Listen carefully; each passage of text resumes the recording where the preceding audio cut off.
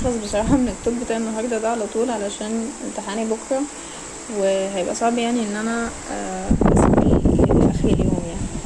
المهم حسيت ان انا النهارده عايزة اتكلم عن حاجة هي مش دينية بصراحة، بس هي ليها علاقة بالفيديو بتاع امبارح، وهي البرفكشنزم.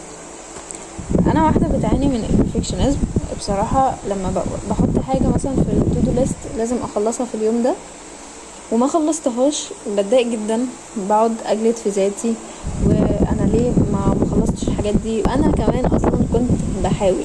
امبارح انا تغلبت على مشكله البرفكشنزم دي، انا كده على نفسي ما قعدتش بقى اجلد في ذاتي وكده، علشان اكشلي يا جماعه انا كنت بحاول.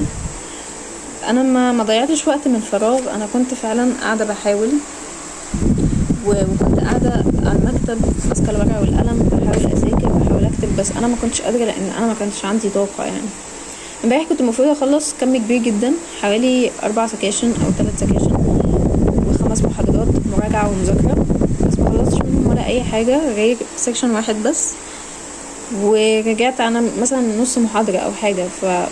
فيعني ده قمه عدم الانجاز.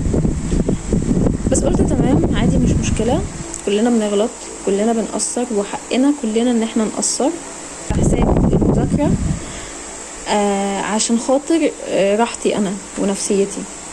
فعادي يعني قلت خلاص، نفسيتي فعلا احسن واهم، خصوصا ان المذاكره او الشغل او الحاجات اللي هي بتستنزفنا دي حاجات مش دايما، يعني ايا كان الشغل مثلا اكيد هيجي عليكم يوم وهتسيبوه، ما احنا مش هنفضل نشتغل نفس الشغلانه طول حياتنا مثلا.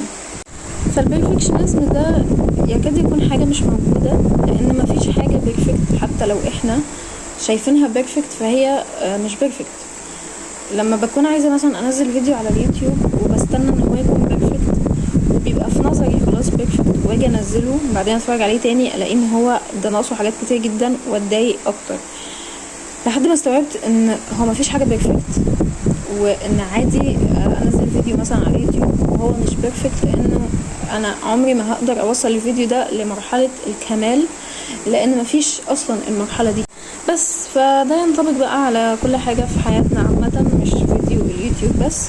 في زي نصيحه كده شفتها كانت بتقول ان لو خسرنا حاجه ما نخسرش قدامها نفسنا. يعني انا امبارح مثلا خسرت وقتي وخسرت ان انا ما ذاكرتش الحاجات اللي انا المفروض اذاكرها، فمش هخسر نفسي برضو قدامها واقعد بقى ايه اجلد في ذاتي واقول انا ليه ما عملتش وليه ما عملتش. خلاص البرفكشنزم دي حاجه ده مرض بجد يعني، ربنا يعافينا كلنا منه، عشان هو حاجه مزعجه، هو بجد حاجه مزعجه جدا.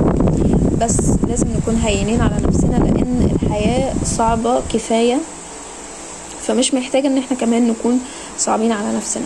خلاص كفايه الحياه واحنا بقى نهون على نفسنا. بس ده كان التوب بتاع النهارده. اتمنى ان انا اقدر اخلص ال5 محاضرات علشان امتحاني بكره، وادعولي.